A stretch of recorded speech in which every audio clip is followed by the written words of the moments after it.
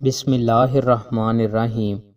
رسول اللہ صلی اللہ علیہ وآلہ وسلم نے ارشاد فرمایا، جب اللہ نے آدم علیہ السلام کا خاکہ بنایا تو اللہ نے جس قدر چاہا کہ وہ انہیں جنت میں چھوڑ دے تو اس نے اسے اس قدر جنت میں چھوڑ دیا۔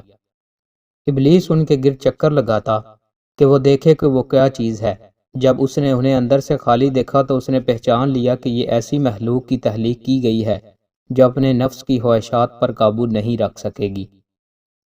رسول اللہ صلی اللہ علیہ وآلہ وسلم نے ارشاد فرمایا، ہر نبی نے اپنی امت کو کانے کذاب یعنی دجال سے ڈرایا اور آگاہ فرمایا، سن لو وہ کانا ہے جبکہ تمہارا رب کانا نہیں، اور اس کی دونوں آنکھوں کے درمیان کافر لکھا ہوا ہوگا۔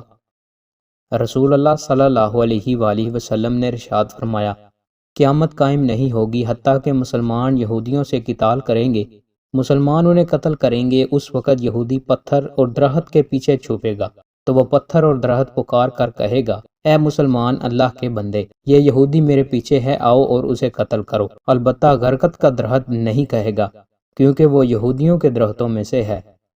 حضرت معاذ بن جبل رضی اللہ عنہ سے روایت ہے کہ رسول اللہ صلی اللہ علیہ وآلہ وسلم نے ارشاد فرمایا کہ آخری زمانے میں ایک قوم پیدا ہوگی جو میرے صحابہ کو گالیاں دے گی، بس تم ان کی مجلس میں نہ بیٹھو، ان کے ساتھ مل نہ کھاؤ نہ پیو، نہ ان سے رشتہ بندی کرو، نہ ان کے جنازے کی نماز پڑھو اور نہ ان کے ساتھ مل کر نماز پڑھو۔